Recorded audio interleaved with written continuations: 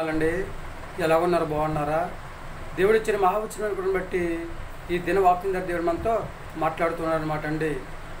1 పేతురు రాసిన పత్రిక 2వ అధ్యాయం దేవుడు ఒక మాట మాట్లాడుతున్నాడు అనమాట అండి.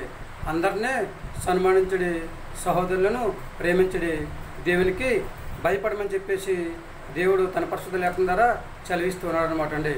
అదేవిధంగా రెండో విధంగా మనం చూసుకున్నట్లయితే యెషయా గ్రంథం 40వ అధ్యాయంలో దేవుడు ఒక మాట చెప్తున్నాడు అనమాట అండి. నేను భయంకరుడను, నేను మీకు సహాయం చేస్తూ ఉంటాను. ఎవరైతే దేవుని భయభక్తులకు జీవిస్తూ ఉంటారో వారందరూ కుడి చేయి పట్టుకుని సహాయం చేస్తారని చెప్పేసి దేవుడు తన పరిశుద్ధ లేఖనం ద్వారా చదివిస్తున్నాడు అనమాట అండి. మూడవదిగా మనం చూసుకున్నట్లయితే కీర్తన గ్రంథంలో 23వ అధ్యాయంలో గాఢాంధకారపు లోయలో సంచరించాను, ఏ అపాయముకు నీవు భయపడొద్దని చెప్పేసి దేవుడు తన పరిశుద్ధ లేఖనం ద్వారా చదివిస్తున్నాడు అనమాట అండి. అలాగే దేవుడు 4వదిగా మనం చూసుకున్నట్లయితే దానియేలు గ్రంథంలో 6వ అధ్యాయంలో దానియేలు గారు మనుషులకు భయపడలేదు కానీ దేవునికి భయపడినట్లు మనము చూస్తూ ఉన్నాం అనమాట అండి.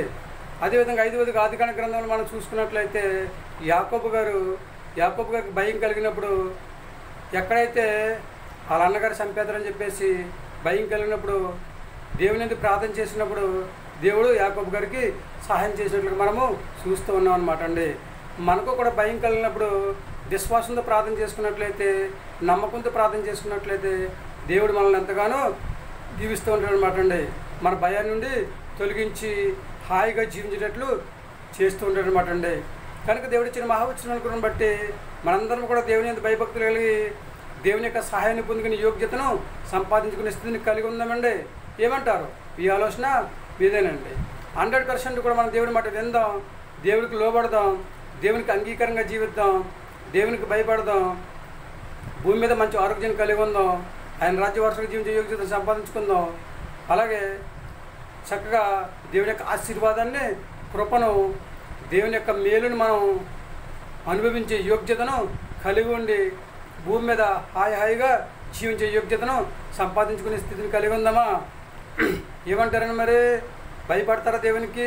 లోబడతారా దేవునికి? విశ్వాసంతో ప్రార్థన చేసుకుంటారా? దేవుని సహాయాన్ని పొందుకుని హాయిగా జీవించే యోగ్యతను సంపాదించుకునే స్థితిని కలిగి ఉంటారా? దేవుడు ఇచ్చిన మహావచనాలను బట్టి దేవుడు మనందరినీ కూడా దీవించి ఆశీర్వదించిన గాక.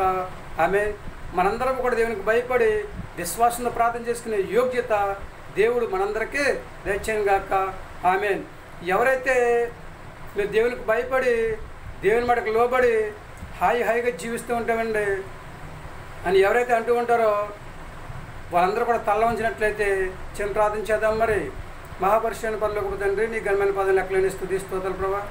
ఇదిగో తండ్రి యొక్క తండ్రి మీ ఉచితమైన కుటుంబం బట్టి దండిస్తుందో తండ్రి, నీకు భయపడమని చదివిచ్చారు ప్రభా. నీకు వందనాలు తండ్రి. ఎవరైతే నేను భయభక్తులకు జీవిస్తూ ఉంటారో తండ్రి వారికి సహాయం చేస్తానని చదివించింది దేవుడు తండ్రి, మీకు వందనాలు. చిన్నలను పెద్దలను యవనస్తులను వృద్ధులను ప్రభా దీవించండి, ఆశీర్వదించండి. గర్భిణీశీలను బాలింతరాలను తండ్రి ప్రభా, సంతానం లేని బిడ్డలు తండ్రి, అనారోగ్యంతో బాధపడుతున్న వారిని, అలాగే దాన్ని ఉద్యోగం చేస్తున్న వారిని, వ్యాపారం చేస్తున్న వారిని, వివాహం పని ఎదురు చూస్తున్న వారిని, వాహనాలు నడుపుతున్న వారిని ఆయన, అలాగే దాన్ని నిశ్చిత ప్రకారం కూలి పని చేసుకుంటున్న వారిని తండ్రి ప్రభా, ప్రయాణం చేస్తున్న వారిని తండ్రి ప్రభా, అలా 1 by 1 ప్రతి ఒక్కరిని కూడా దీవించి ఆశీర్వదించండి. ఎవరికి కావాల్సిన సహాయం వారికి దయచేయని ప్రార్థిస్తున్న ప్రభావ, నీకు వందనాలు. అందరూ ప్రభా నేను భయభక్తి కలిగి జీవించుతాను ప్రభా, నువ్వు ఇచ్చే ఆశీర్వాదాన్ని, మేలుని, దీవుల్ని పొందుకుని తండ్రి భూమి మీద హాయిగా జీవించే యోగ్యతను దయచేయమని మరొకసారి ప్రతి ఒక్కరికి కూడా మంచి ఆరోగ్యం దయచేయమని మా ప్రార్థన ఆలకించండి. మా ప్రార్థన తిరుపతి బలం దయచేయమని మా కొరకు త్వరగా యేసుక్రీస్తు ప్రవేశమైన నమ్మని వేడుకొంచున్నాము తండ్రి. ఆమేన్. అందరికీ వందనాలండి. దేవుడిచ్చిన మహావచనాన్ని బట్టి తిరిగి దేవుని ఆశీర్వాదంలో మీకు తోడుగా ఉండను గాక. దేవుడు మిమ్మల్ని, మీ పిల్లలను, మీకు కలిగి ఉన్న సమస్తము దేవుడు దీవించి ఆశీర్వదించను గాక. ఆమేన్. దేవునికి లోబడే యోగ్యత మనకు కలిగి ఉందామండి.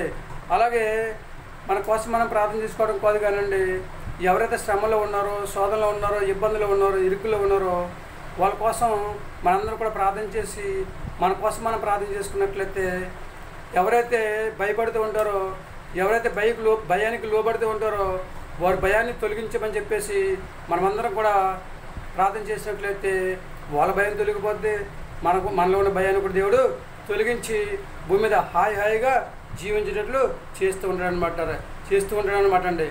చేద్దాం ఇతరుల కోసం ప్రార్థన.